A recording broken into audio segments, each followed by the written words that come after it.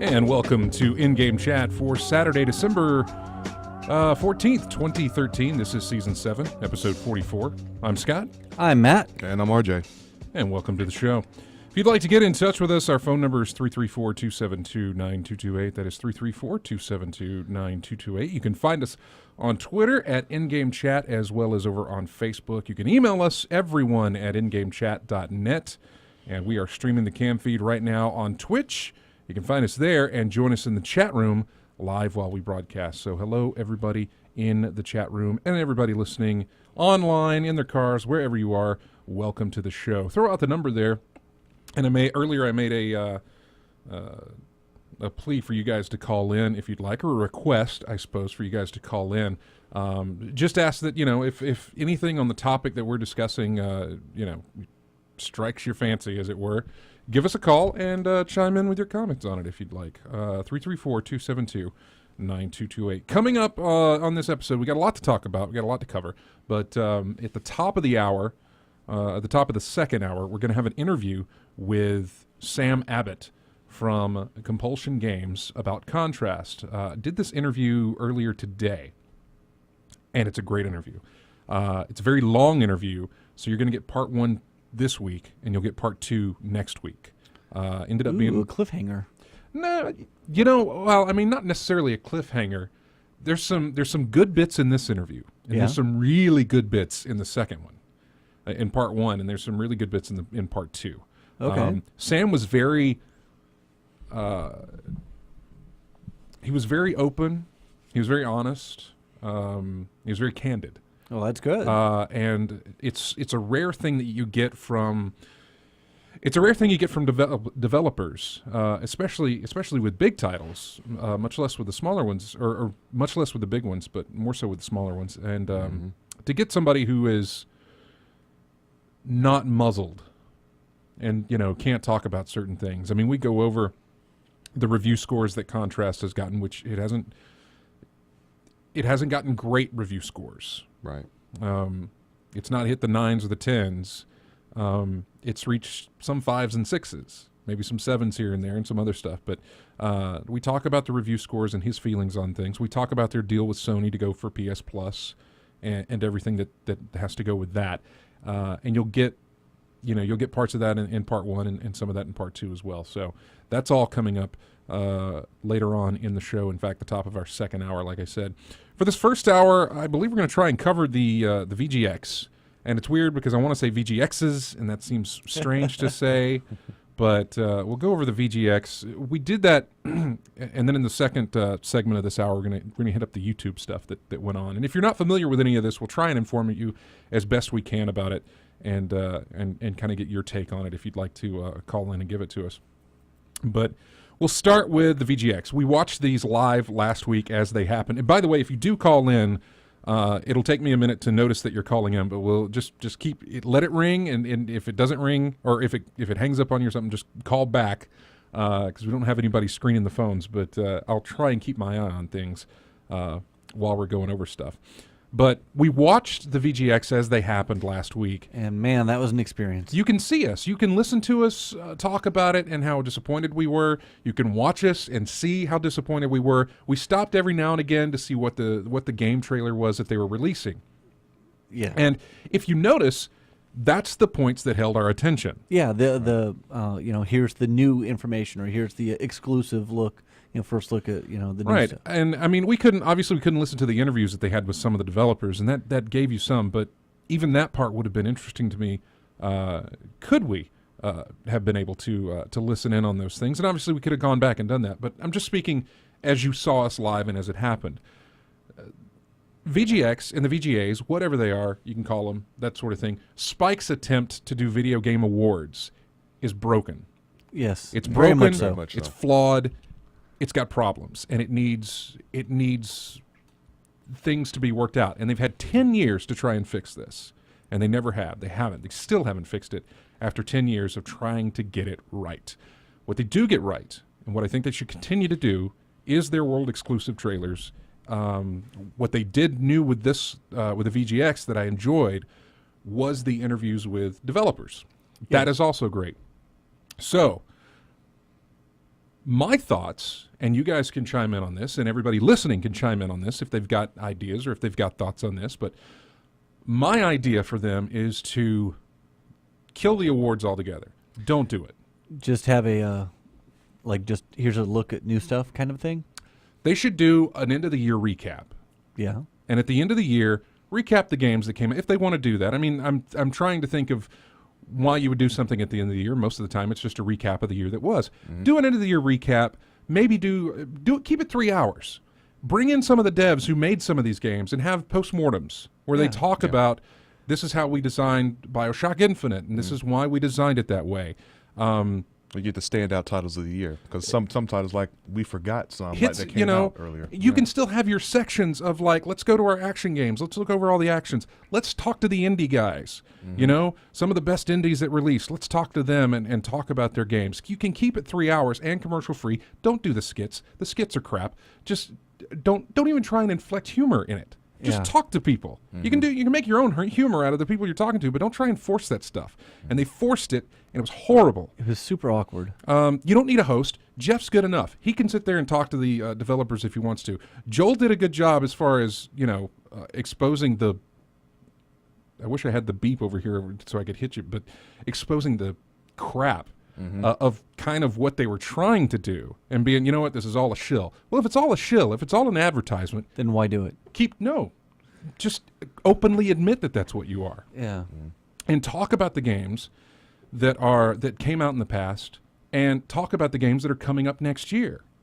You know, you can still shill, but you don't have to cover it up with winners of awards and stuff. You can't do awards. You've tried. You've tried to do the awards. And every year, people complain about the awards. And I don't like the awards either. There are other avenues if we want to get the awards. There are other more respectable avenues if we want to get awards. There are the BAFTAs. They have That would be a good one. Well, the BAFTAs have their own, and I'm stepping away from the chat room in order to look this stuff over. But the BAFTAs, it's the British Academy of Fine Arts. Film and Television Arts. Yeah. And I believe, I hope I got that correct. Yeah.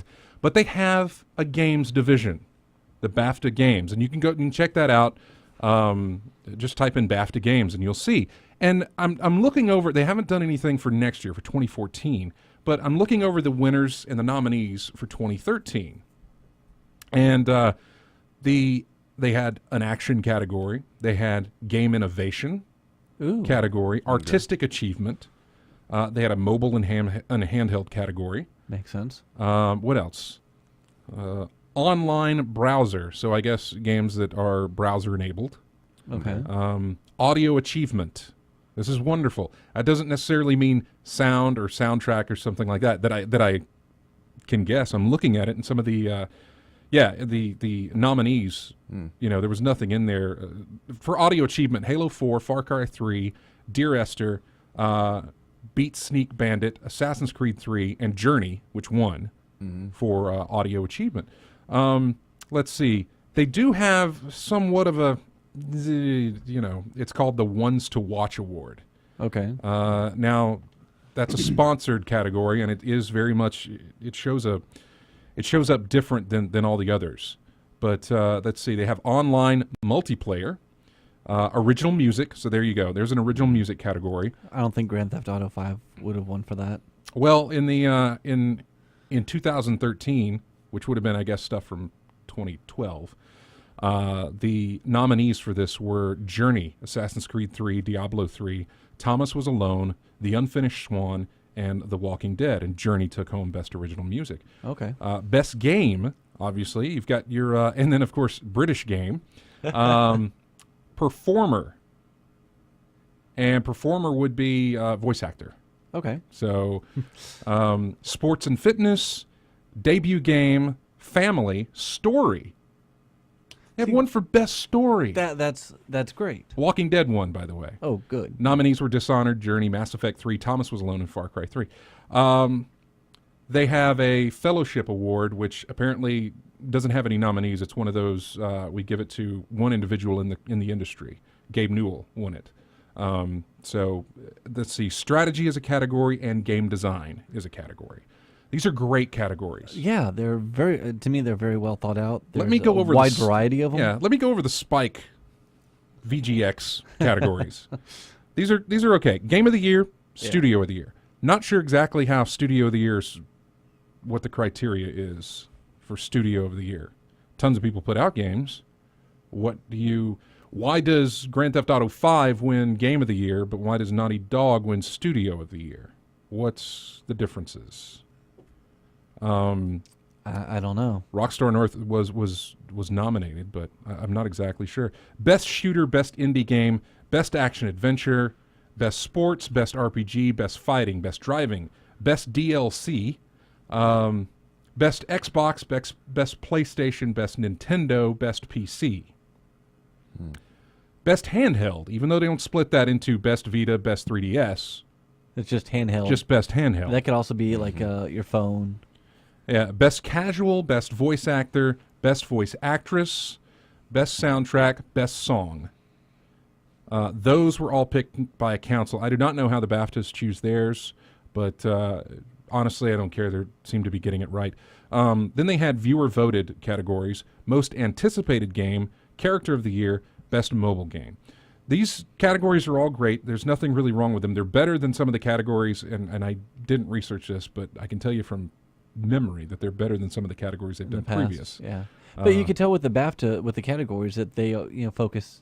They have their history in film and television with stuff like best story and stuff. Well, the difference is it seems to be focused on game design rather than it's focused on just these finished product. These yeah, sort of. There was nothing in there that said best game design, best audio achievement. I guess I'm not exactly sure. Would that be? What was it? Best soundtrack or best song in a game. So best soundtrack, there was the nominees on this were this is for the VGX, BioShock Infinite, which we mentioned here that we thought that should win, or at least Jeremy thought that should win. The Last of Us, which I thought that should win. Both are good choices. Ni no Kuni, Wrath of the White Witch, which I do not know anything about. That's the Studio Ghibli Miyazaki game. No, I don't have any experience with it, so I haven't played it. Yeah, I don't know anything about the I music. think Dennis has played that a lot. Yeah. With that one. And then Grand Theft Auto 5 for best soundtrack. The differences there is obviously soundtrack with Grand Theft Auto 5. Are they basing that on the song selection? Or are they basing that on the original music that was created for the game? And we don't have any idea about that. Now, best song in a game. This is interesting. They didn't highlight it on the show, but here it is. Best song in a game was Will the Circuit Be Unbroken from BioShock Infinite.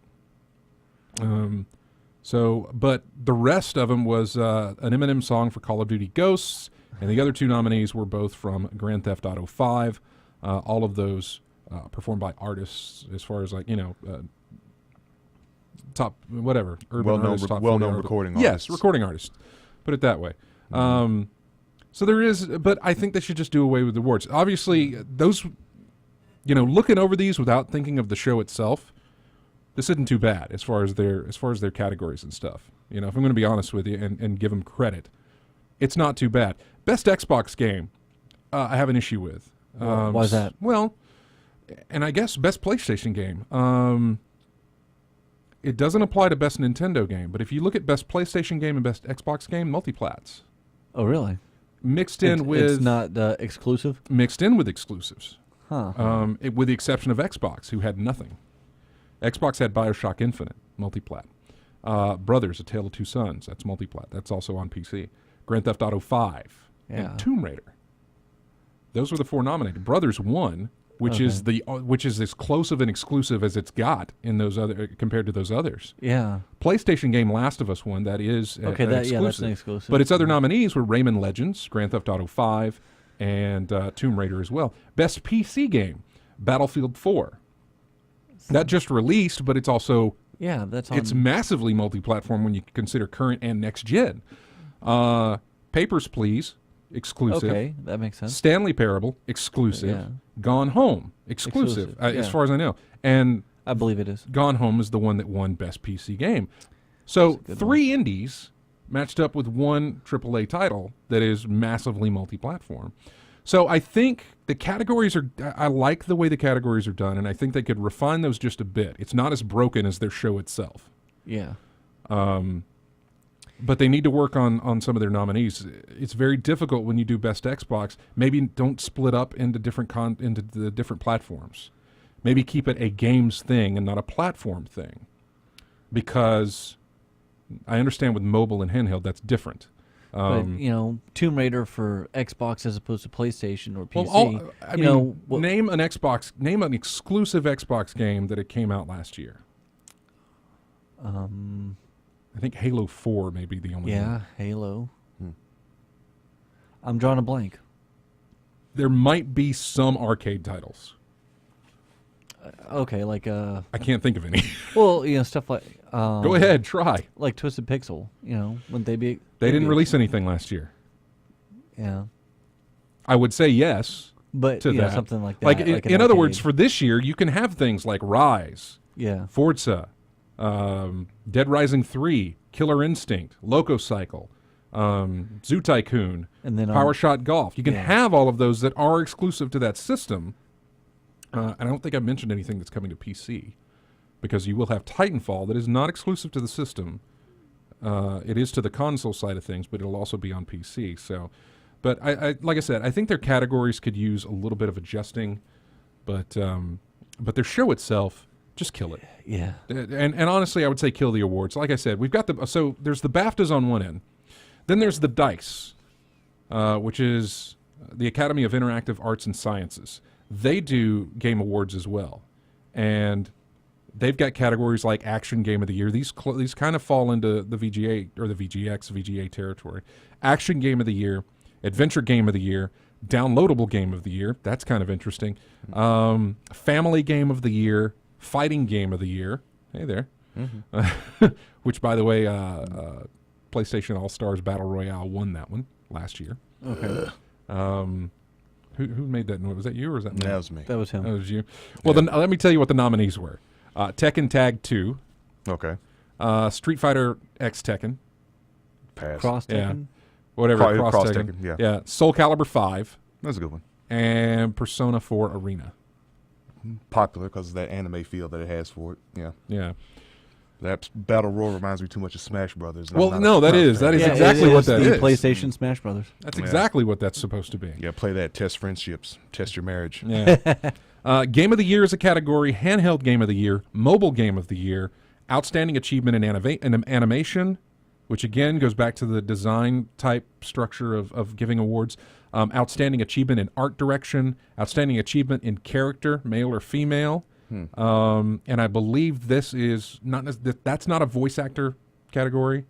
That is just characters. Your nominees were Cortana from Halo 4. Mass Effect 3 was female Commander Shepard, which is interesting how they split that up. The Walking Dead, Lee Everett. All right. So I suppose an outstanding achievement in a character that you connect with, or that the player... Yeah. It's not necessarily your avatar because Cortana was And a it's not. non-player. Borderlands 2 had Tiny Tina. Yeah. Jeez. Yeah. Yeah, so... and Far Cry 3 had... Baz? yes. Because he was very memorable from that, you know? Yeah. And When- for Tiny Tina, I think she's like the representative of everything that Borderlands is. Wild, crazy, psychotic Yeah. type She's, of Yeah. she's a action. good personification of it. Yeah. So- personification of what happens in Borderlands. So I really enjoyed that. I like that category. Outstanding achievement in character. Another one was outstanding achievement in connectivity. This award is given to a property or title that best demonstrates innovation in connecting mechanics across varied platforms, typically exemplified through the expansion of a story or narrative through complementary elements across 2 or more platforms. Console to Facebook or console to mobile device. Halo 4 was the winner, probably for Smart Glass. Okay. For its, I guess with the new one, the Assassin's Creed would be in that category with the app for it or something like that. One of the nominated games was the Nike Plus Connect training, which is interesting. Well, no, I mean, there's there's a lot of really good connectivity between that whole fitness aspect of things. So that's interesting. Outstanding achievement in gameplay engineering, great category. Outstanding achievement in online gameplay, that's good.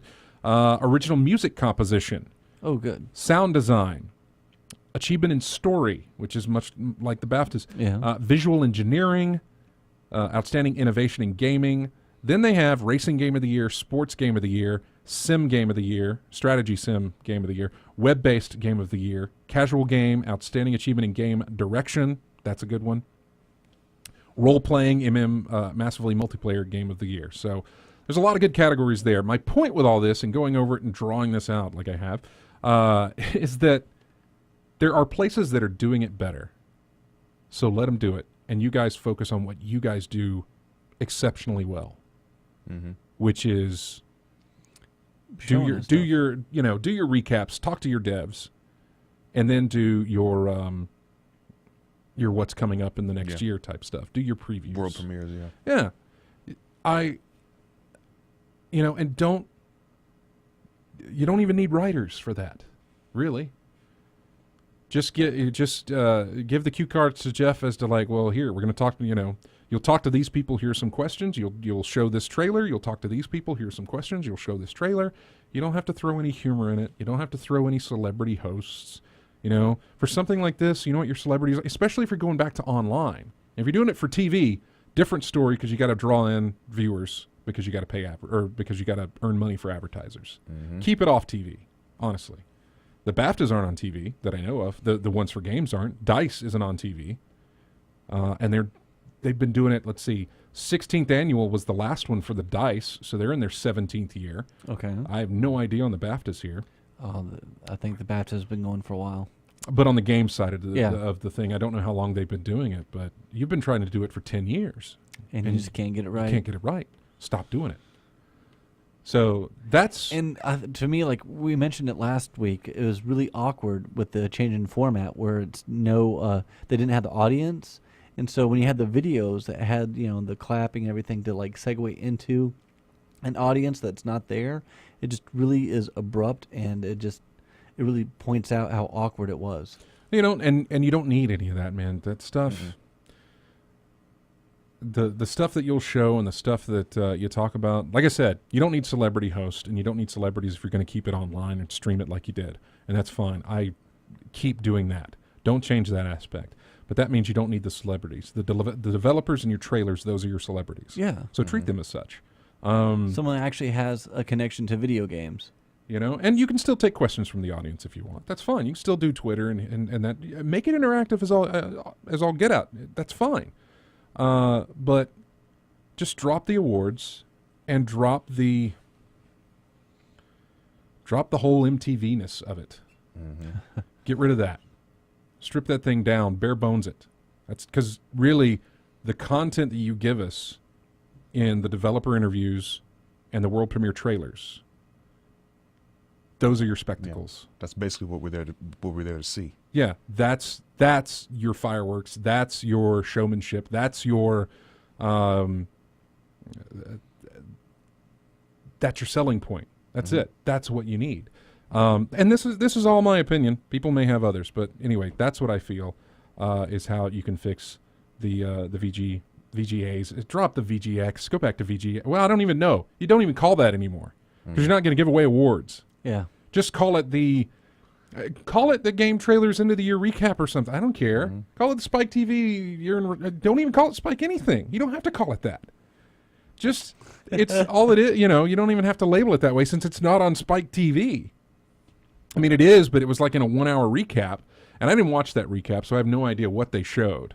I have to imagine that they showed some of that concert, which really was not a point of the whole thing. I'm sure they went over some of the trailers, but I don't know if they went over all of them. I have no idea. I did not watch the recap, so I really can't tell you what was shown and how it went. So anyway, that's my thought on that, and we got to take a break. And when we come back, we will have we'll talk about the YouTube situation. If anybody's aware of that, there was a big hubbub on YouTube that happened over the week, and we'll go into a little bit of that coming up next on In-Game Chat. We will be right back.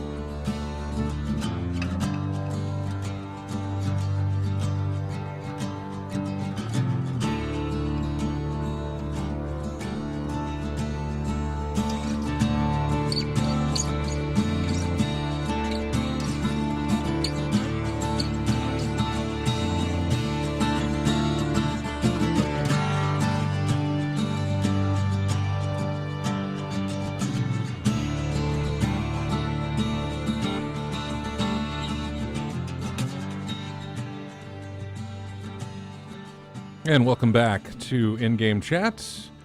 Music from Bastion, and the music previous to that we went to break with was what was that? Anachronox. Anachronox. Nabokov had asked in the chat room. I believe it was Nabokov. Yes. That asked about that, or was it Multile? No, Nabokov. It was Yeah, Nabokov. it was Nab. Okay, cool. Anyway, welcome back to the show and segment 2 here. Remember, don't forget, we've got an interview with Sam Abbott from Compulsion Games. They're the guys that made Contrast, which is now available on Steam, on Xbox 360, on PS3, and on PS4. And free, by the way, for PS4 owners who have PS Plus. So that is available now. We've got his interview coming up at the top of the next hour. So in just under 30 minutes, we'll have his interview on the way. For this one, we wanted to talk about the situation with YouTube. Earlier this week, YouTube started really cracking down on their copyright claims. This was something that apparently, now, I'll go ahead and be upfront and honest with you. I'm not very. I really wish Jeremy was with us. I honestly do, because he's big into copyright law. Honestly, hates the way it's being used. The way it's used now is not the reason that the copyright law was ever made, or the way it was intended to be used when it was put into action. I believe now it's death of author plus 75 years. That's when something becomes public domain. Yeah. Yeah, no. But the way it was implemented was to promote creativity and everything else, not to stifle it. Yeah. Really? That's mine. Give me my money. That sort of thing. There's a whole thing. Again, radio prevents me from saying a lot of the stuff that kind of goes along with what I'd like to say about copyright law. Right. And just by the fact that what I just said, radio. We're in a business where copyright is king. I mean, radio is. And when I say we're, I just mean the radio station that we broadcast from, not necessarily In-Game Chat. No, we don't. We're not in that kind of business. But radio, man, look, we pay this radio station, this broadcast company that I work for, has to pay ASCAP fees and BMI fees because they have to pay royalties for the artists for the songs that we use to play on the radio. Which is exactly the same, which, is somewhat of the same complaint that a lot of people on YouTube have. You're preventing me from showing this video even though it's free promotion. Mm-hmm. You're preventing me from playing your record even though this is completely free promotion, which is what it was back in the day. Now, iTunes and things like that have come differently.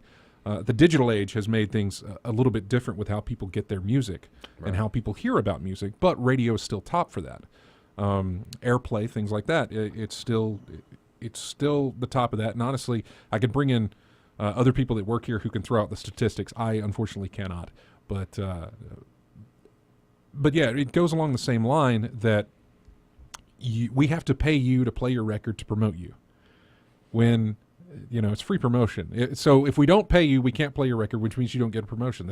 You don't get promoted, or you don't get people to listen. It's very strange, and that's the same thing that happened with YouTube, except this was huge. This was a blanket cover of things. A lot of people who were under managed network type stuff, where these guys are supposed to prevent stuff like this from happening, these guys were targeted and were blasted with it. YouTube's got something in place where it kind of scans the video that you upload and looks for anything that may be held under copyright by certain people that put their names in the pot of saying, hey, look for this, look for this, look for this. And people who were kind of sheltered from that were no longer sheltered from that, and they got slammed. People who have quit their jobs to make money on YouTube. And for anybody listening who's wondering, that sounds ridiculous. They can make lots of money. It's not. Yeah. It's not ridiculous. I believe the number one most subscribed YouTuber makes like over $1 million, more than that. He makes around $10 million a year.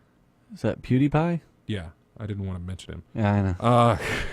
I'm not a fan of him. No, but there's other guys. But people like him. I actually know I know someone who does. They think that he's funny, and they really. I mean, goes to show taste. That's fine. It's a subjective situation. It's not my thing. But But still, the guy makes more money than I do. Maybe that's why I'm mad at him. But yeah, he makes over $1 million at least a year from just doing YouTube. Yeah. And a lot of these people, like I said, a lot of the people who got tagged were doing fine. We're making their money. We're making so much of it that they said, I can put more effort into this if I quit my job and start doing just these YouTube videos for games and things like that. Then this content thing hit them. So all of their previous videos started getting flagged with copyright, which what happened was it turned to their videos that they had monetized. It started, instead of that money being flowed to the creator of that video, it got channeled away from them into the copyright claimer. So now the funds aren't going to the people that made that video, it's going to the copyright claimer. I have some issues with this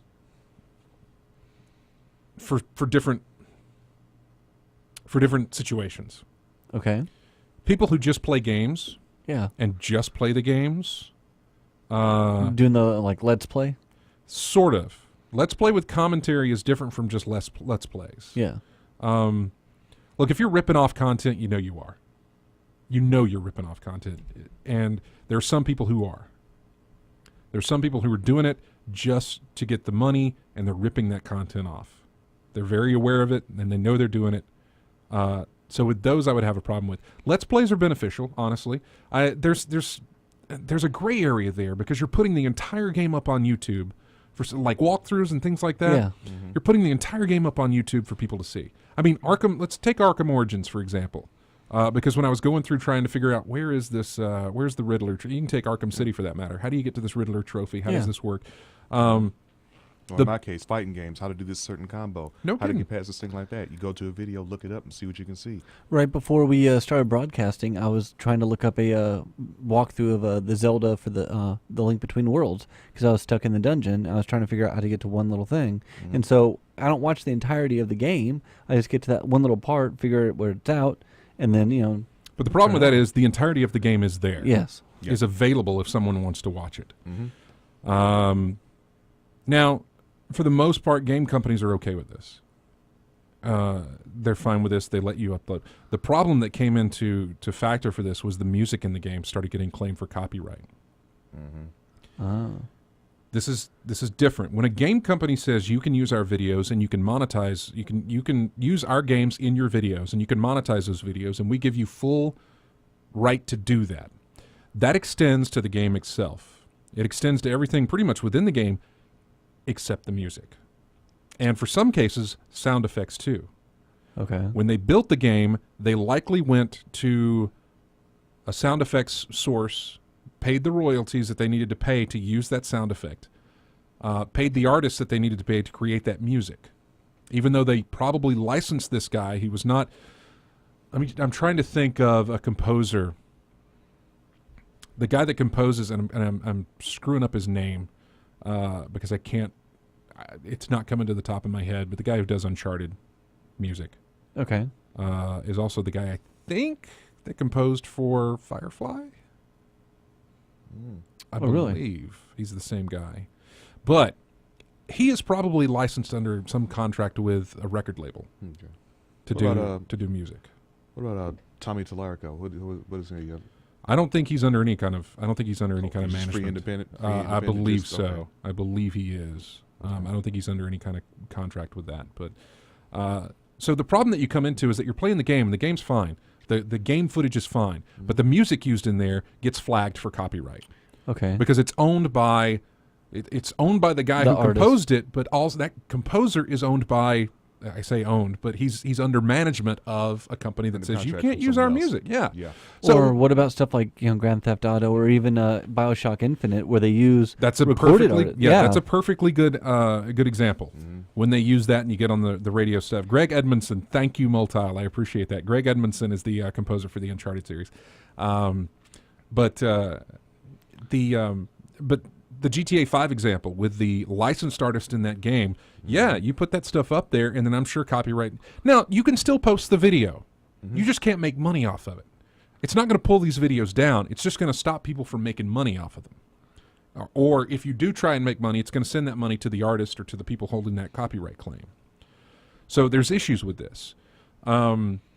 One of the guys, I know Angry Joe is his name, he did an interview with Tomb Raider guys, with the guys from Tomb Raider. Okay. And his interview got flagged. Now, this was an interview between two people. It's something like, we couldn't get flagged for the conversation that we're having, but we can get flagged for the music I use in the bumper cuts. And we often do get flagged for those. And that's fine. We're not out to try and make money off this. We were, but we're not out to try and make money off this. We were hoping to get to that point one day. But I honestly don't think that point's going to come. But I mean, and if it does, that's great, and we'll figure out a way to do it. But we get flagged for the music that we use. He got flagged because he showed the trailer of Tomb Raider while they were talking about it, and it had music laid under it, and the music got flagged. And so that interview now is whatever, unless he decides to remove that. Problem is, if you remove it, it's also going to remove the audio of the interview over it. So you're going to have an odd cut there. But, and so now, he's no longer making money for that video. It's a big uproar. There's a big fight going on over it. YouTube and Google, they're not backing down on this. They're just trying to CYA. Yeah. They're just trying to cover their ass. That's it. And so that they don't get fined. And they're really they're not stepping up to do anything about this. Game companies have started doing that. Game companies have reached out to their music labels or to some of the labels that they license music from to use in their games and that sort of thing, and saying, look, don't do this. We've given them permission to use this. What do we need to pay you to cover the royalty fees of letting people do this? They're working these situations out. Yeah, because they're kind of, you don't want to upset your fan base. Just like you said earlier, it's free publicity. Well, for the most part, everybody's understood that the gaming companies aren't doing this. Yeah. The people, at first that was the case. They were upset. They're mainly upset with YouTube. YouTube isn't really doing this itself. It's part of the blame is on YouTube because they're basically bots in this. So if a company, the way copyright law works is advantage goes to the accuser and not the accused. So whenever the accuser comes in and says, that's mine, benefit of the doubt goes to them, not the people who says, no, it's not, it's mine. And I've been using it. You never claimed it before, that sort of thing. The benefit of the doubt goes to the person who says, that is mine, here's our proof. And unless you've got specific written proof or some kind of verifiable proof from that company that says you're allowed to use this, YouTube's not backing down. And even when you do contest it, it takes forever for them to come around to look at it. Google and YouTube, they're not under any kind of government sanction or any kind of penalty of law to enforce these things. It's their own thing. It's goodwill would say, yeah, you need to do something about it, but they're not under any requirement to go through and fix this, which makes it a lot worse for the people who are being accused of this and people who are having the flags come in and losing that revenue for the money that they make on the vids. And a lot of these are game vids is what we're talking about, game videos. Some of the game videos got tagged for sound effects that were licensed. Sound effects themselves. One of our top rated videos on the In-Game Chat YouTube channel is my Star Wars pinball. Yeah, my Star Wars preview of the Balance of the Force. Okay. Pinball set from Pinball Effects. I'm sure that has a lot of sound effects from Lucas film. Sound effects didn't get flagged. Oh, really? No, but it did get flagged for John Williams' music. Oh. Well, it is a good score. Doesn't matter. Doesn't matter if it's good or bad. It's the fact that it's flagged. Yeah. And I'm perfectly okay with that. Coming from a radio background, I understand that. Yeah. You can't look when I do commercials here. You guys have heard the commercials. Notice the music in the background when you hear them. That's music we paid for. We found a company and we said, you guys do production music. We'll pay you, this much money to use the music library that you have. So we license that. So we're fine. We can use that as often as we want. If we do a bar spot, something for a club or a bar that has a band that's going to be playing there, maybe it's a cover band. We don't have the rights to use the music from the source artist material that they're covering. No. Yeah. We're big on, look, if you've got a band coming to your club, your bar, whatever the case, you need to provide us with music of that band playing, to use under it.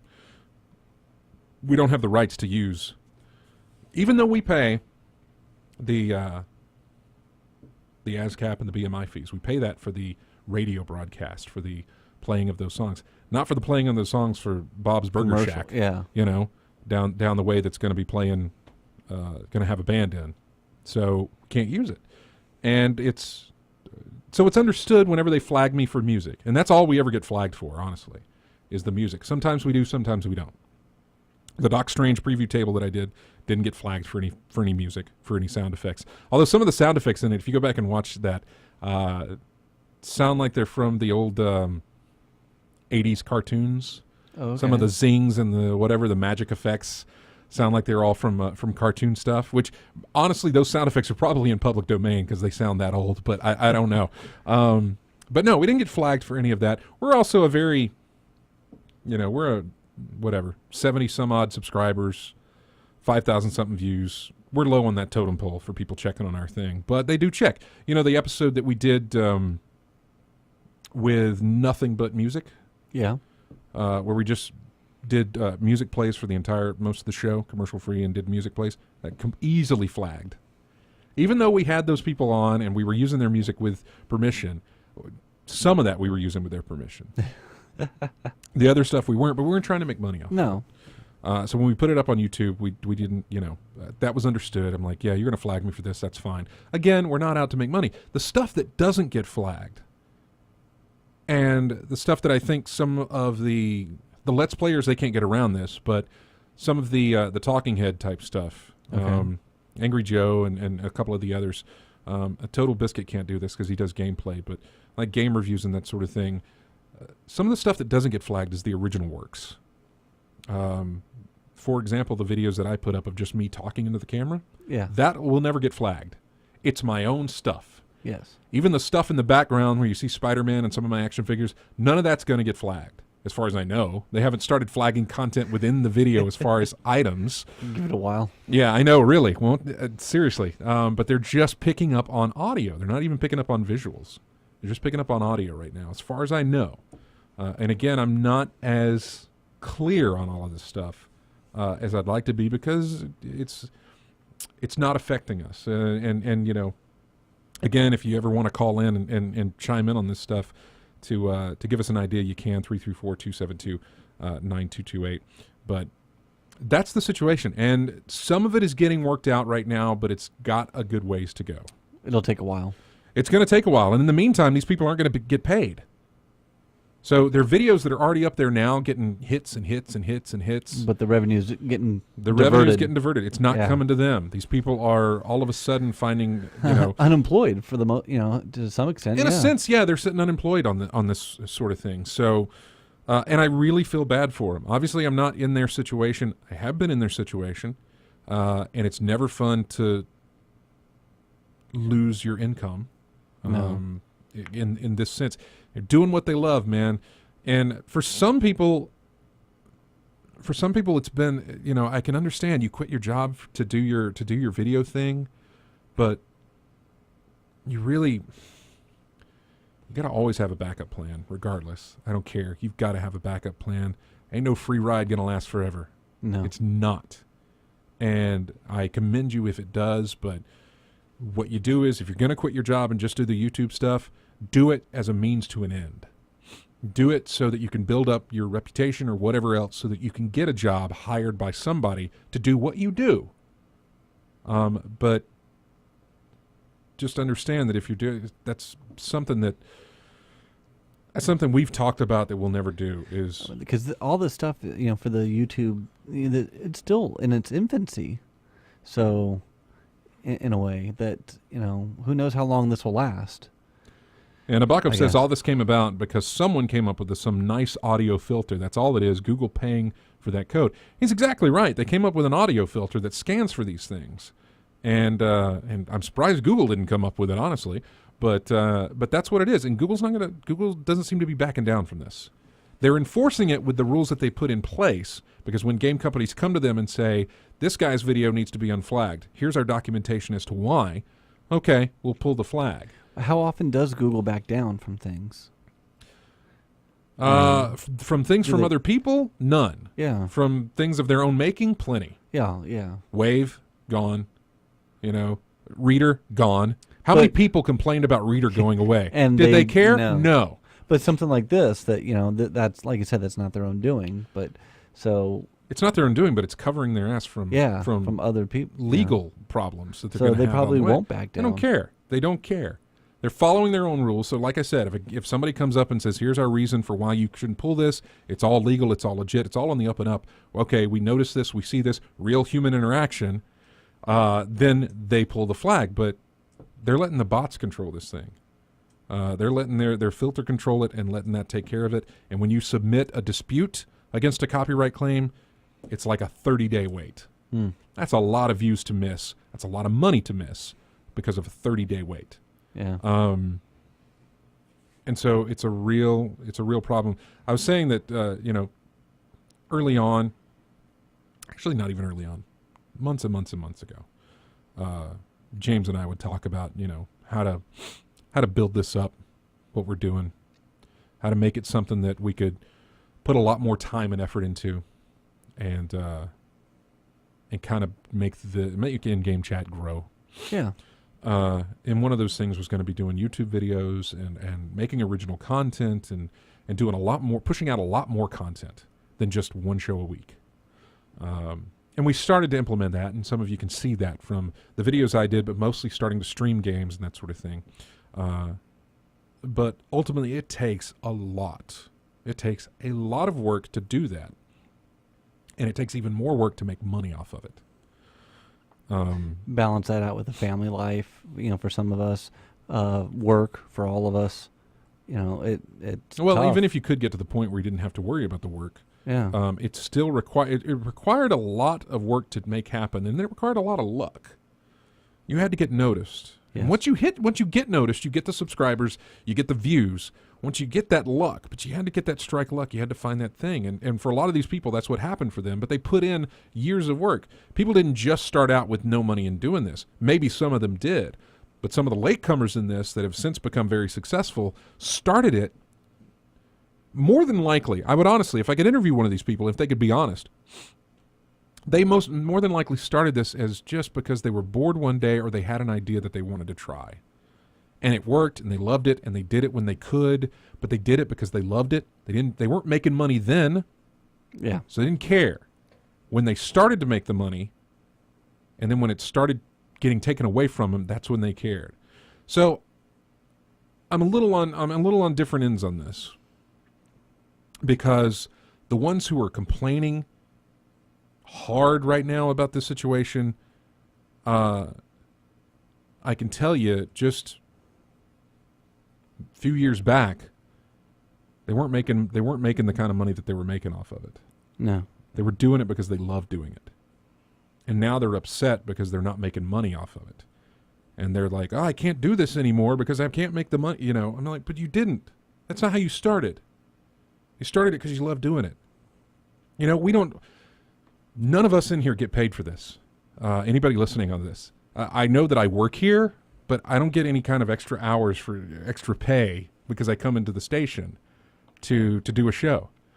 This is a favor done to me from the company.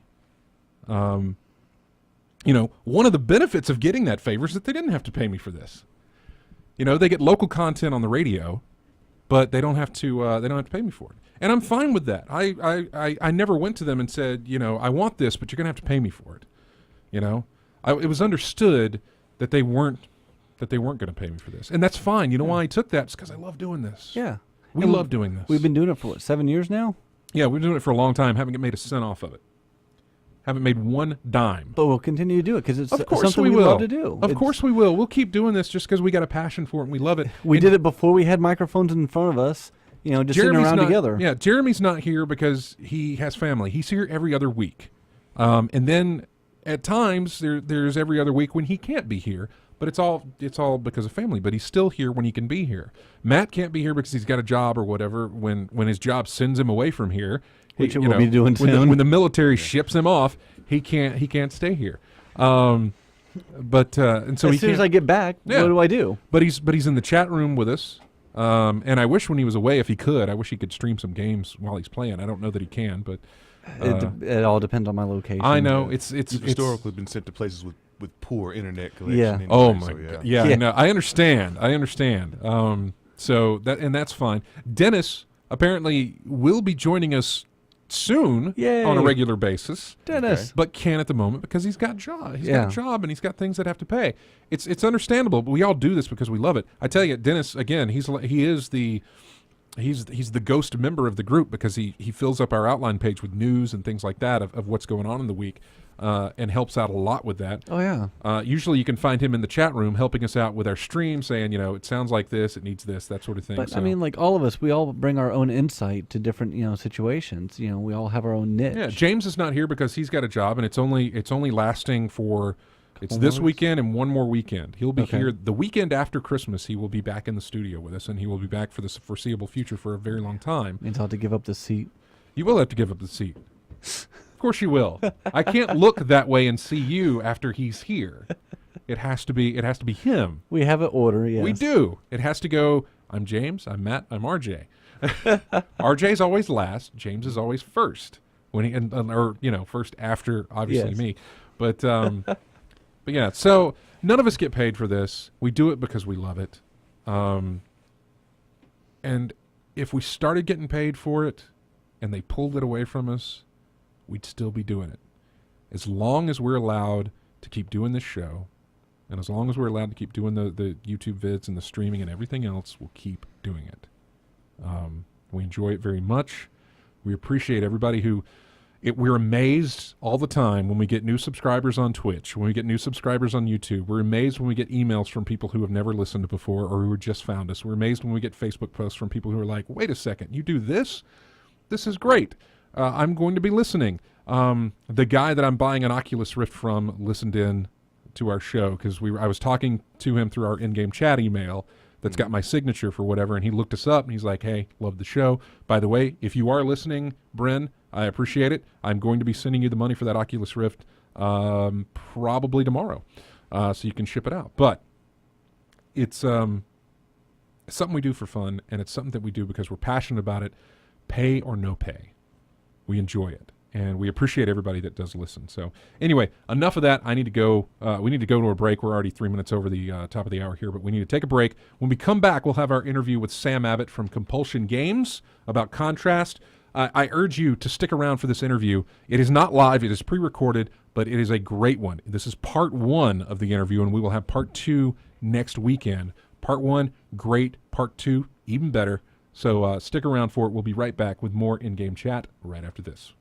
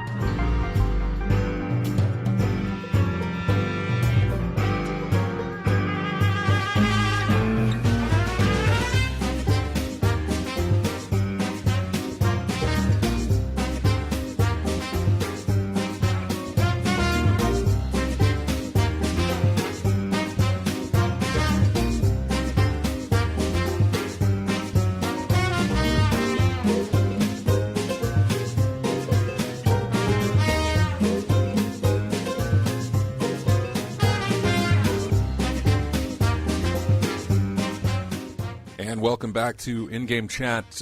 With us right now is Sam Abbott from Compulsion Games, makers of Contrast. Sam, welcome to the show.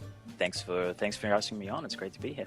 Been looking forward to having you on since saw your game at E3 this past year. You guys were off in a little corner with a couple of other games, and I got in there. I missed my first interview with the guys doing the Sherlock game, but was able to get in on your game, and you guys just stole my. You were my.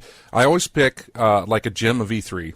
It's one of those little games that's not. You know, everybody's talking about the EA booth with their Call of Duties and their Battlefields and or the other AAA titles out there. But there's always these little games that just kind of shine brighter among those. And your guys was my pick for this year. Well, thank you. With Contrast, and it's stayed with me ever since. So from E3 to PAX, all the way through to release, I've been very excited to play your game and to finally get to talk to you guys. So this is a big thrill for me personally. Yeah, well, we obviously we saw you twice, and every time you were just so awesomely supportive. So I want to say thank you, because that means, believe it or not, that means a great deal to us when we meet people who just really like what we do, and that's a really important thing for us to hear from people. Believe it or not. Yeah, it's a great thing, and I really love the game. I've played it on Steam. I have not played it on PS4, but I have played it on Steam. But tell us a little bit about. I'll let you describe it, but tell us about what. Let's start at the beginning. What is Contrast?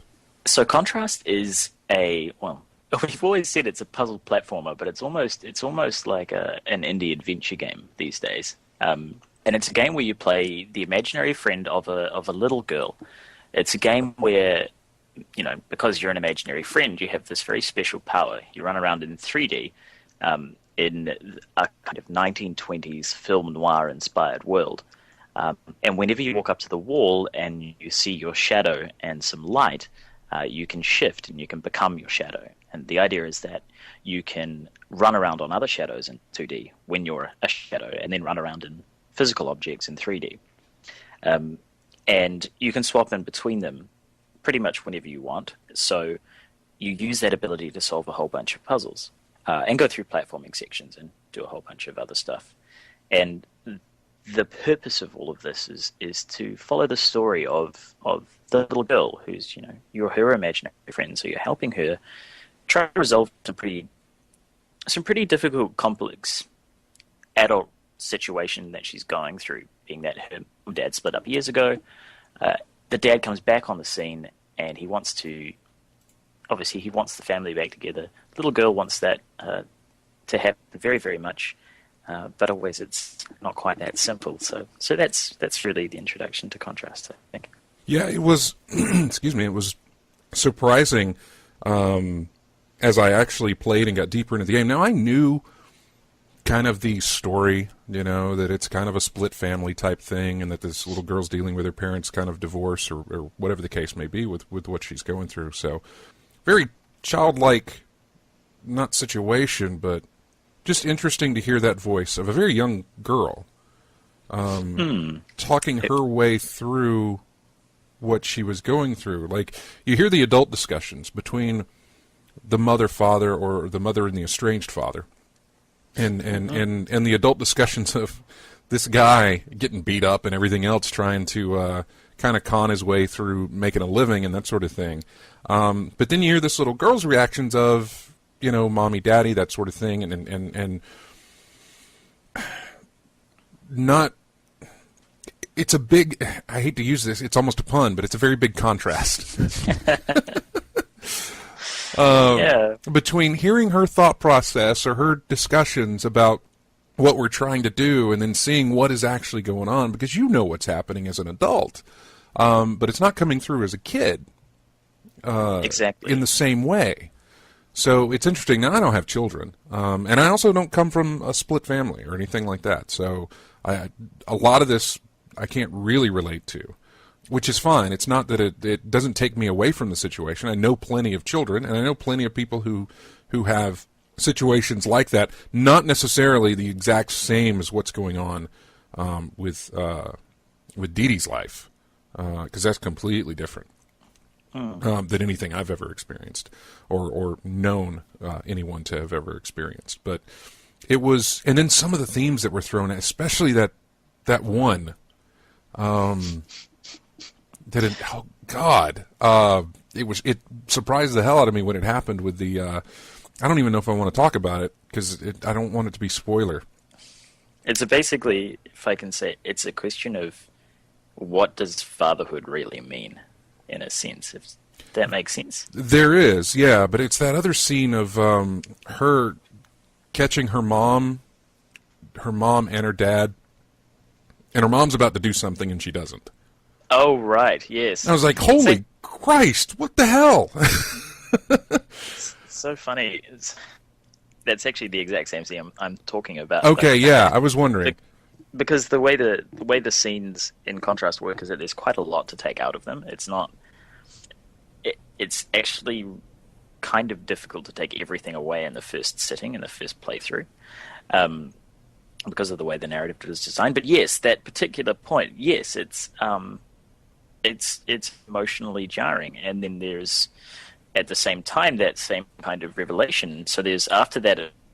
So this is very obscure and abstract, but essentially there's an event which is reasonably shocking, and then once it kind of dies down, you start to realize that the more shocking event wasn't what happened, but what Dee Dee found out about her family, because that shakes, the event itself is a situation that's hard for a kid to deal with, but then what really shakes the kid's life is hold on, they also said this, what does that mean for me, and my parents? And it's without, I know this is very abstract right now, but it's a difficult thing for a kid to go through, and that was one of the big driving forces behind the game, was to try and present really complex adult situations through the eyes of a little girl.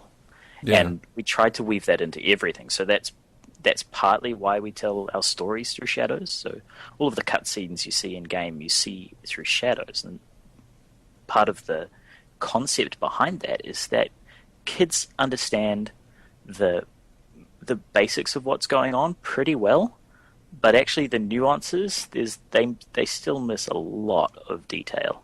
And so that's kind of what we tried to represent visually with telling stories through shadows. Yeah, about how old is Dawn in the game, or Dee Dee? Dee Dee's 9. Okay, 9 years old. Apparently just had a birthday. Yeah. So she's around 8 or 9 years old. So I don't know that that's established. Maybe it is in the game. It's kind of established outside the game. It's like the game, her actual age doesn't really matter too much, but it's somewhere around there. She could be realistically anywhere between 7 and 11. Yeah. And where did the idea for this story come about? I mean, where did the idea for give us we'll take it in parts. Let's first start with the story. Where did that come from? So the story, talking about a little girl and difficult adult relationships, came from our studio head. So studio head and creative director. His name's Guillaume Provost, and he was, at the beginning of Contrast, he was a reasonably recent single father to a couple of girls, and so he was thinking about what they were thinking at that time, and at the same time what he was feeling, and trying to kind of make sense of that. And at the same time, our writer also is a dad to a young girl, and so there's I think it was just kind of nice that they had that in common. They decided, let's talk about that. Let's write a story about that.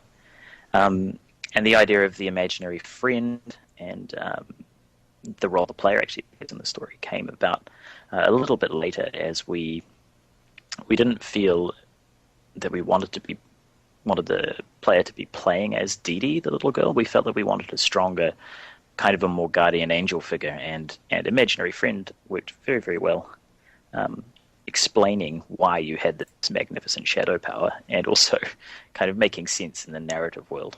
Mm-hmm. Where did the idea for the game mechanic come in, the shadow switching? So again, that came from Guillaume. About 5 years ago, he was working alongside Valve as they finished the Orange Box, and of course, in the Orange Box was a fairly special game called Portal, and he was hugely inspired by both the fluidity and it's hard to find a really good word for this, but the the innovation and the greatness behind the portal mechanic. It was fantastic. It wasn't necessarily the first time portals were used in a game, but it was the first time that that it was really used to such great effect. And he was really impressed both by that mechanic and by the design process of starting simple and working forward to much more complicated puzzle sections. So the mechanic itself came from trying to think about what kind of mechanics could we build that had that same free-flowing, player-controlled aspect to it, I guess, while still be completely innovative. And when did the development, not necessarily development, I suppose the idea spawned from obviously the Orange Box and Portal, which was, I don't know, what, 2007? Which is a good while back, but how long has the game been in development? So it's a complicated answer. The first prototypes and the first real solid thinking about the game probably started about 4 to 4.5 years ago. But the full team, so once we had the 6 or 7 people in the studio, in addition to Guillaume, that started about 2.5 years ago. So I'd say full-time development is 2.5 years, but there was a good amount of thinking before that too. And how long has Compulsion Games been around? I mean, have you guys done anything previous? No, so the studio was formed to create Contrast. That was really its raison d'etre. So it's our first game as a studio, but everybody in the studio, except me actually, has worked on another game previously. Yeah, could you tell us some of the history of some of the people, as far as not necessarily detailed, but what were their backgrounds? Where did they come from? So Guillaume was mostly in independent development for the past 20 years. So most recently, before Compulsion, he was at Arcane and managed production in Arcane. Mm-hmm. In France, of course, they're quite well known for Dishonored now. Right. Our producer was involved with Far Cry 3 and Ubisoft. And a couple of the other guys in the team, guys and girls actually, came from Bedlam over in Toronto. And we kind of snapped them up after Bedlam dissolved. Yeah, you guys are based out of Montreal, though, correct? That's right, yeah. Yeah. I would love to get to some of the questions that we have from sure. the community here. Fitbabits is up first, and would like to know, how do you guys feel about Contrast? How do you feel about how Contrast has been received by gamers? By gamers, it's great. It's really very, very good. People have been really, really enjoying the game, predominantly on PlayStation 4, and the feedback that we get is just really wonderful.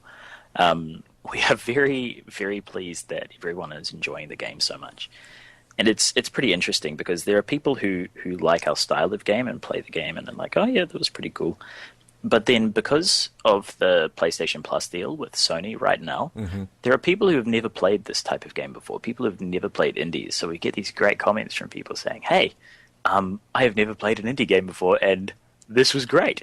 And we just think, awesome. And then they say, well, I'm going to go and play more indie games. And I think, yes, we've converted another one. So so that's great, and we're very, very happy about that. Well, speaking of being, I always ask this on the indie side of things, because we do talk to a lot of indie kind of developers. Fortunately for us, we enjoy that, and number two, you guys are the easiest to get a hold of. You're really very willing to talk to anybody who will listen to you guys about your game. Whereas some of the other big guys who are run by PR companies and stuff, they're just like, who are you? Nah, we don't want to talk to you. So we appreciate that, number one. But how many people are with Compulsion Games? How big's the studio? At this point, we are 6 people. 6 people. So did 6 people make this game? It's a little bit disingenuous. We had 8 people up until about 4 months ago, mm-hmm. And we did have a few contractors as well. So, for example, the environmental art in the game were created by 2 magical wizards from Ontario, who have a studio called Pixelnauts, which they have done just an outstanding job on creating the environments in the game.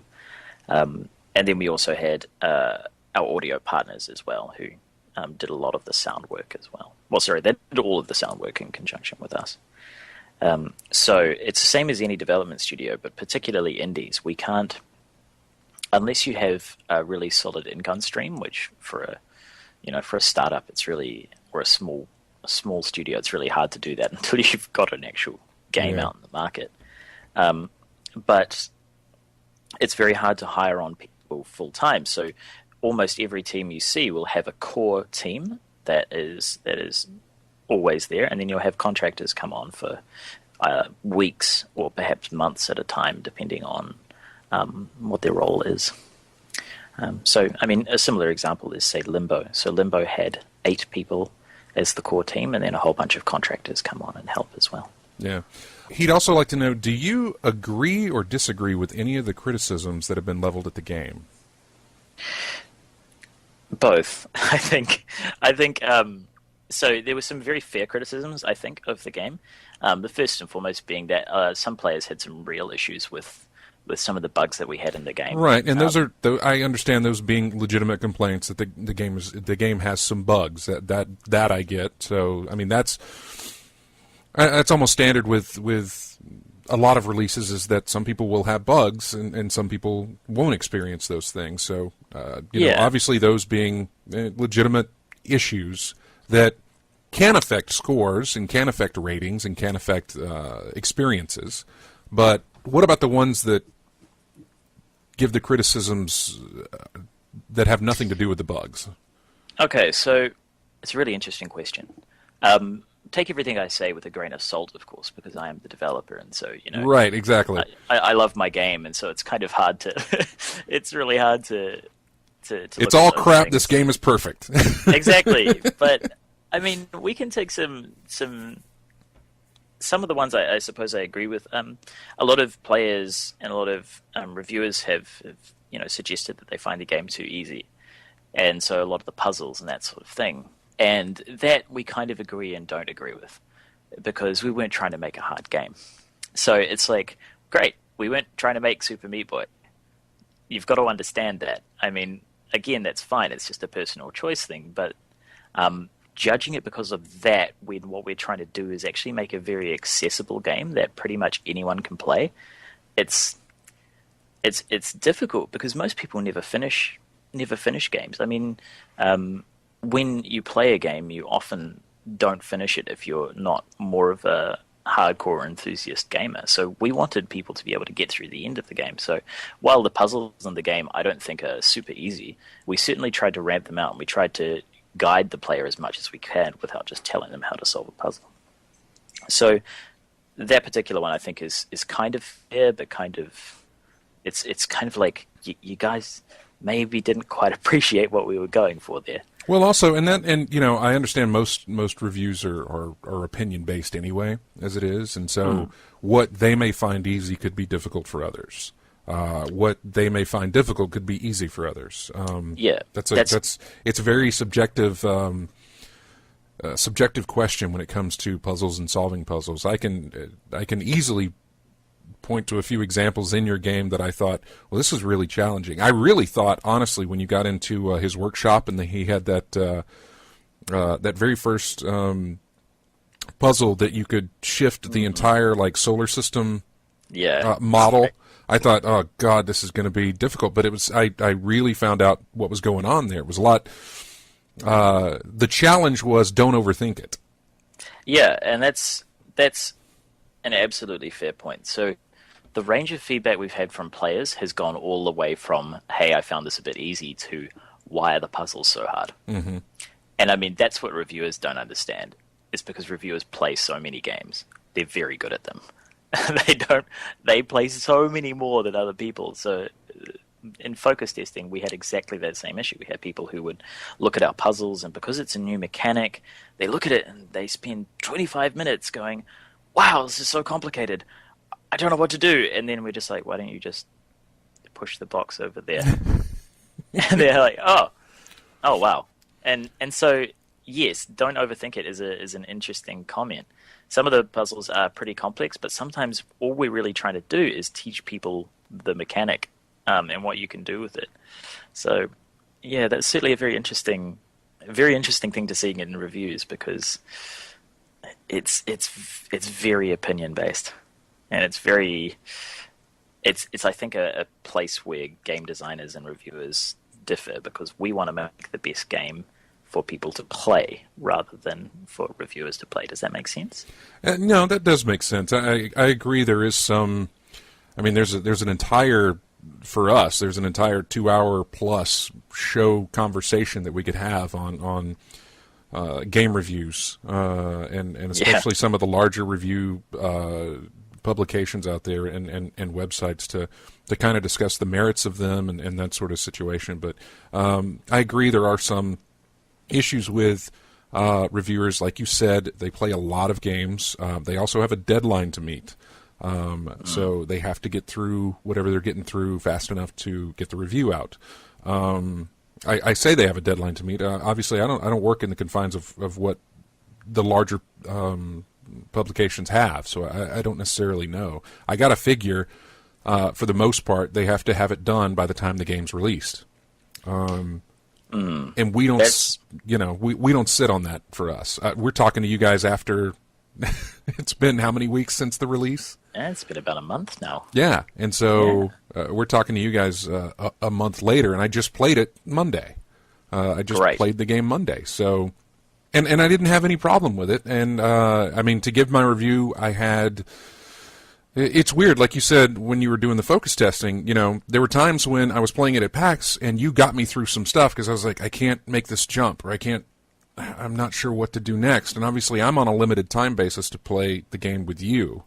Because you've got your next interview coming in, so you'd help me get through that. But I tell you, when I played it just earlier this week, I got through it fine, for whatever reason. I don't know, obviously maybe the ramp up to that certain section. Yes, that's definitely part of it. Because we showed that part was from the middle of the game. And it was a bit unfair of us, actually, at PAX, because we didn't give you time to get used to it. Yeah, I mean, the puzzles weren't the problem for me. I would say the only issue that I may have had were some of the platforming elements in the shadow sections. Yeah, and actually I think that's another fair criticism. And we've spoken about that internally, and we just thought, it was an area that, like tightening up those platforming controls, it was an area that just didn't see a lot of priority, mostly because there was so much of the game. It was very hard to give any one area super priority. So tightening up the platforming elements, for example, would have taken quite a lot of time to get it absolutely perfect. And we felt that it was already pretty okay. It's a fair criticism to say maybe we could have tightened that up. But, maybe we could have made it 20-hour game, or maybe we could have. Right. I mean, I'll ask you, it's different for most, but what's the average playtime on the game? The average playtime is really hard because we don't know. Yeah, I mean, we don't have any stats. The fastest you can complete it in, if you're not trying to speedrun it and you're just generally playing through and watching the cutscenes and that sort of thing, is around about 3 hours. I was going to say it took me about 4 hours. Yeah, so I think the average time played is between 3 and 6 hours. The actual average, probably 4.5, but it really depends because we just don't have a huge amount of data on that. I mean, the best we can do is look at Steam reviews and take a look at how long people have played for. And perhaps that's something I should have learned, is to actually put a bit of data gathering in the game so that we could really know. But well, I mean, like I said, it was about 4 hours for me. I was able to do it comfortably in one sitting. I never got to the point where I thought this is over long, or I'm really tired of this section, or I never got to a puzzle that was so challenging that I had to stop and come back to it later with a fresh head or something like that. And puzzles can be that way. Puzzle games can be that way. But I tell you, my favorite kind of puzzle games is the kind of puzzle game you made, which is environmental puzzle games. I really enjoy those kinds of puzzles. And so this was... I'm not a big fan of mixing my puzzles in combat. Some games do it well and sort of, but if I'd rather have one or the other for the most part, or one more heavily than the other, and honestly, I would prefer puzzle to combat or anything like that. So I really do enjoy environmental puzzles, and this was great. So.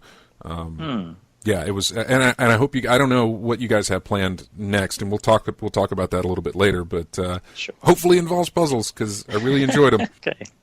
And that wraps up part 1 of our interview with Sam Abbott from Compulsion Games about Contrast. We're going to be talking to him again next week. We'll play part 2 of the interview, and you can expect to hear a lot more candidness and openness from them as well on the reception of the game, the reviews of the game, even so much to the point of picking out specific reviews and talking about some of the issues that they had with them, as well as their deal with Sony and the PS Plus situation that they have there. Sam goes into a lot of detail and is very open and honest about that deal and about what that means for them and what that means for Contrast as well, and what it means for you as a gamer. We get some ideas of how long that's going to be going on. You've got time, trust me, and also what's next for them as well. So that's all in part 2 of our interview with Sam Abbott from Compulsion Games. And their game currently is for sale. It's Contrast. You can pick it up on the Xbox 360, on PS3. You can pick it up on PS4. It is not on Xbox One, but you can also find it on Steam. And just as a heads up, that will be that game, and we'll talk about this in the second interview, but I'll go ahead and give you a heads up. That will be a part of the Steam sale coming up for the holidays. He is not aware if it'll be a featured deal, but it will have a discount during the Steam sale if you're curious about it to pick it up. So we'll be back with more of In-Game Chat right after this.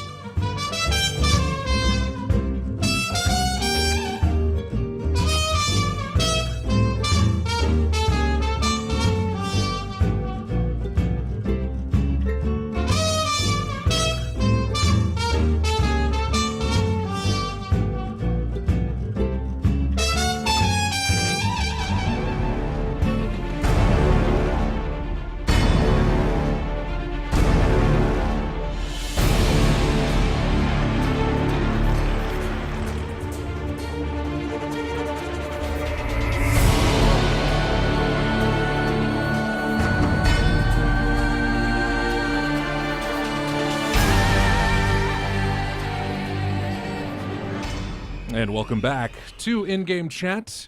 And don't forget that next week we will have part 2 of our interview with Sam Abbott from Compulsion Games, talking about Contrast, and we will talk more about Contrast next week. And I gave you an idea of what you can expect at the end of that interview for next week. But yeah, really, really great interview with a guy who is open, honest, candid about everything going on with that game.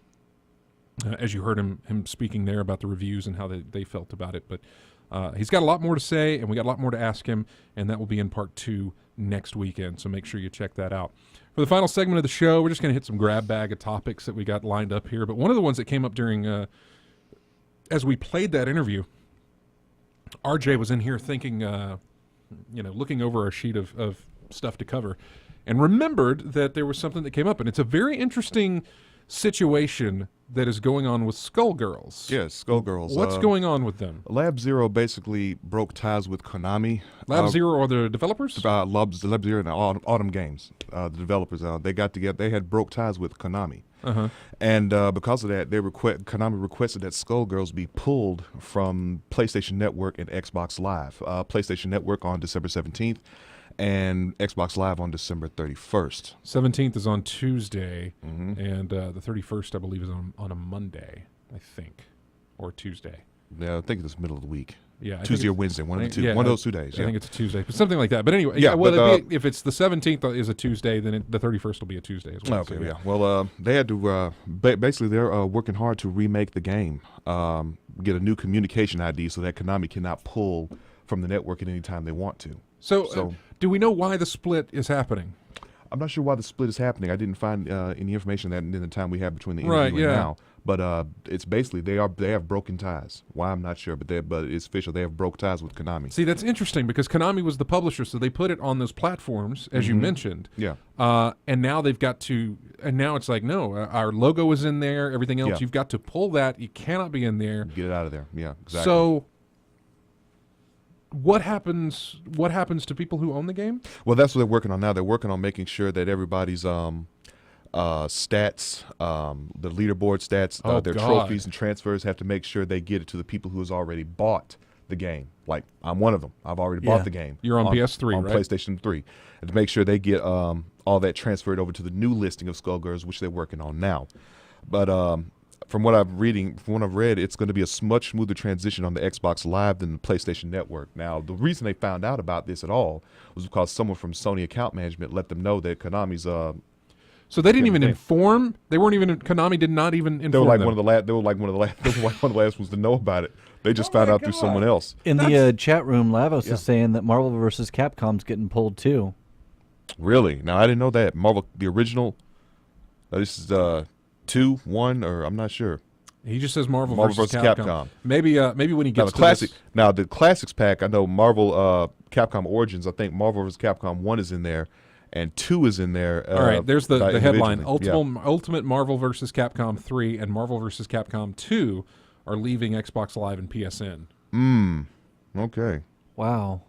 I don't know why that is, man. I don't know if that's the same. I don't know if it's the same issue going on there, but yeah. But like I was saying earlier, though, they say that you shouldn't have any issues if you already got it on your hard drive. You probably Okay. don't have net issues if you try to play online with it, something like that. But if you got it on your hard drive, play it offline, maybe you'll still be all right. But if you still want to show support for it, they say get it on the Steam version. The Steam version should have no issues with this break from Konami, except for like updates and whatnot, because they're working on getting a new build for everybody on PSN and Xbox. Now the reason Live. on the Marvel versus Capcom thing is because they haven't said why it's being removed, but it is likely due to contract issues between Marvel and Capcom. Oh, okay. It's a lot. The same thing happened with some songs in Rock Band. Yeah. The licenses expired. So You they had to know, pull the songs. They had to pull the songs. They had, again, this goes back to copyright law. Boy, copyright law blanks up everything. Yeah. Copyright law really is like, hey, no fun here, folks. Go away. So yeah, they bought licenses for the music to use in Rock Band, but those licenses had an end date. They had an expiration date. They only lasted for so long, and when they ran out, they didn't have the money and didn't want to pay for it to renew that license. It's a lot of money. Yeah. To get those licenses. It is especially for something like Rock Band. It's a lot of money. And I'm sure for Capcom and Marvel, it's a lot of money. But and then with Marvel being bought by Disney, I'm sure there was some issues to take with hey, we want to use them in our own fighting game, so let's let that contract run out. We're not going to renew it with Capcom, so that we can keep our guys in house, make our own game, make our own money off of it. So. These things happen, but this is not the case of what's going on with Skullgirls. This is just a dispute possibly a dispute between the developers and Konami, because I don't know of any kind of, I don't know why Konami would say these are our licensors, or these are our licensed properties. Yeah, why the break happened to begin with. But I don't understand. Yeah, I don't get it. But It does not sound amicable. but you were saying that the PC would be the best place to go for this. if you want to keep supporting the game, they say go with the Steam version, because like I said, they shouldn't have any mishaps or whatnot with the Steam version. Just the PSN and Xbox Live version. They're working on trying to get that back on there with basically a new game, a new build, Skullgirls V2, basically trying to get that up. But the Steam version should still be fine, and because that's where the most current DLC, I believe, with Squiggly, a new DLC character, will show up first, and with Big Band and other characters of that nature showing up on Steam first, as opposed to the build on the PSN and the Xbox Live. Interesting. It's very interesting to see something like this happen. I thought it was interesting when it happened with Rock Band. I was like, ooh, that's interesting, because they've got a ton of songs, and Yeah. if those licenses expire, people who paid for these songs will not. I don't think will have them anymore. So you pay money, and now they're just gone. I'm not sure. No. You will have them. I'm sorry. Because it's on your hard drive. Because You it's just won't on be your able hard to- drive. Yeah, You won't it's be on able to your hard download them in the future. They remove them from the store. So, but Okay. there's the problem though. Even if you paid for them, you know how it works with your Xbox Live licenses. So, in other words, I buy Local Cycle on my Xbox One. Right. If I unsubscribe from Gold membership, or if I go away for a while, or whatever the case, and I want to resubscribe or get a new Xbox One console down the line, whatever the case, I've bought the license for that game so I can re-download it without paying for anything. Mm-hmm. What will happen is, with Rock Band, essentially, is that you will not be able to re-download that if you do.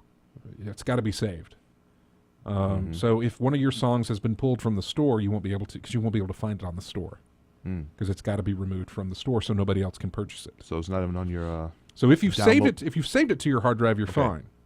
But if you switch Xboxes and don't do a transfer or something like that happens, it won't be able to carry over. Okay, so do you have a download list on Xbox Live accounts? I mean, I don't have an Xbox, so I'm not sure, but I do on the 360. I haven't found that on the One.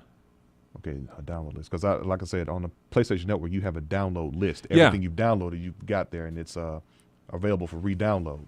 So if the license is gone, it wouldn't show up in the downloads list. But it either. still would not show up in the because it's been removed from the store, because it's gonna go back and look for it at where you originally got it from, and it's not gonna be there for the Rock Band specific type stuff. Okay. And obviously for Skull, I don't know about Skull. I don't know what's that's an interesting situation. It's a rare situation. Sony's like they're working with them. They are working with them to try to get it back up there, but it's like something rare that they've had to do before. So they're just. It sounds like they're playing it by ear and trying to help them as much as they can. Yeah, and so and that's, like I said, Xbox 360. You can go to your settings and your account settings and find your download history. And I did this because I was having the worst time. I was on a 360 elsewhere, and I was signed into my account, and all I wanted was Championship Edition, basically the games you saw up there. Yeah, and I just had a hankering to play that. And I went to the store and I tried to download it, and it's like it was giving me some crap about like, oh, you can't download it. And so I was like, that's BS. I have that. And so I went to my account history, but I had to scroll through a bunch of stuff because that was years ago. Yeah. But I finally got down to it. I passed like Galaga Reloaded or whatever the Yeah, hell it was. I think I got like Passed by all this stuff that I was like, I downloaded that and a couple of TV shows and things that I did, trailers and all this.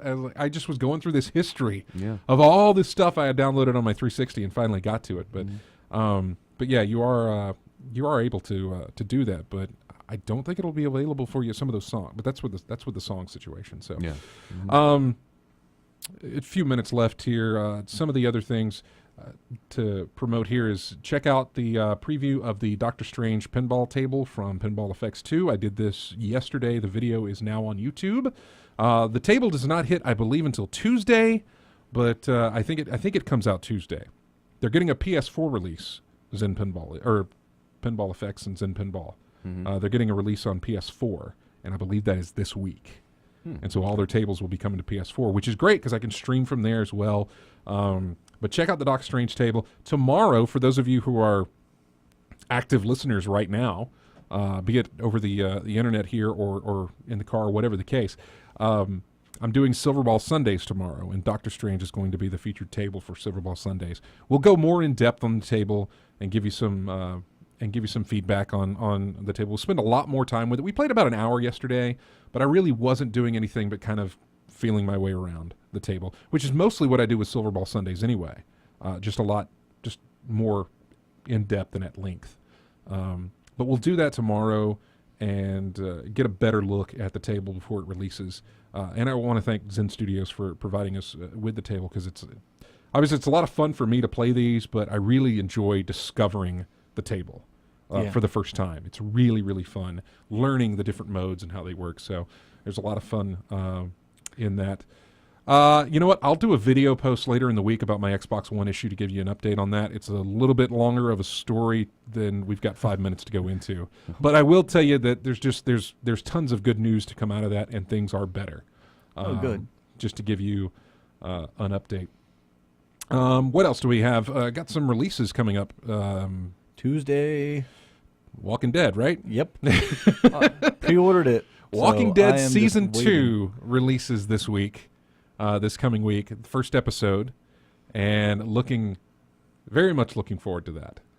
So I think I will have it played by the time we do a show.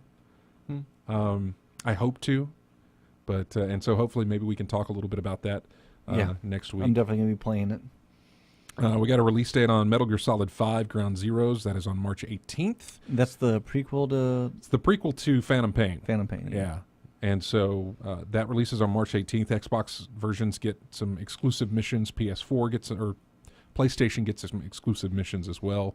Probably just different ones. Oh, very different. Oh, Yeah. completely different. And I don't think it's getting it doesn't have anything about a PC release, so nothing there for that. What was the other? Elder Scrolls Online. I know James would be interested in talking about this. I thought he was in the beta. He just hasn't had time with work and everything to kind of get into it. But Elder Scrolls Online launches April 4th for the PC and the Mac. So that's also something to look out for. And Borderlands 2, free for PS Plus members. Mm-hmm. But on the PS3, obviously, which I don't have hooked up anymore. Yeah. Yeah. Which would be a perfect opportunity for me to play with you, Yeah. RJ. Yep. But I don't have that hooked up anymore. I wonder if is it just the main game, or does it also include the DLC? Probably just the Probably main. just the main game. Yeah. Typically with the PS Plus and new stuff, it's going to be the core game Yeah. itself. That's Yeah, maybe like a price, off a little. They may bit have of some. the- They may have some yeah, discounts maybe. on the DLC. I know that they do. They do elsewhere, but so yeah. What's that other thing? The Steam machines. The test units went out this week. Oh yeah. Oh yeah, the test units and that controller. Controller is out in the wild as of sometime next week. It'll be interesting to hear about that. I cannot wait to get the feedback on that, but I'm more interested to see who puts it up on eBay. Yeah, first day it's going to be up there. I really, because that's a man. You want to talk about you want to talk about something that gets you money. People are trying to flip PS4s and Xbox Ones. The Steam machine itself probably won't be extremely flippable because it's just a PC. It's just a heavily built. It's just a PC type thing. Obviously it's got some form factor issues with the way it's built, but whatever. It's just a PC. A controller, however, that is going to. There's only 300 of them out there. Maybe some more with some of the review sites and things like that are going to get their hands on it. But that's going to be interesting to see what those go for if somebody throws them up on eBay. It's also going to figure out. It's also going to be interesting to figure out if Valve can track that to see who put it up there on eBay. It wouldn't surprise me if they do. Yeah. So anyway, that's going to do it for us, folks. We're going to wrap up the show. I want to thank everybody for joining us in the chat room, as well as everybody listening on the stream or on the radio. Thanks to everybody who grabs us every week from iTunes or however you get our show to listen to for later use. We really appreciate it. Don't forget to join us on Twitter, on Facebook, our forums at colonyofgamers.com. Please subscribe to our YouTube channel. And if you're on Steam, we got a Steam group you can join up with over there and play games with us and other listeners. Plus, the holidays and the holiday sale is coming up, so it's the perfect time for gift giving. Make sure your wish list on Steam is full, because we might be generous and play a little bit of Santa Claus and give some games. Don't know. Thinking about it. We'll see how the Steam sale goes, and we'll check out what's in your wish list. So make sure it's packed. That's going to be it for us. We really appreciate everybody hanging out in the chat room and joining us live. We will see you next weekend.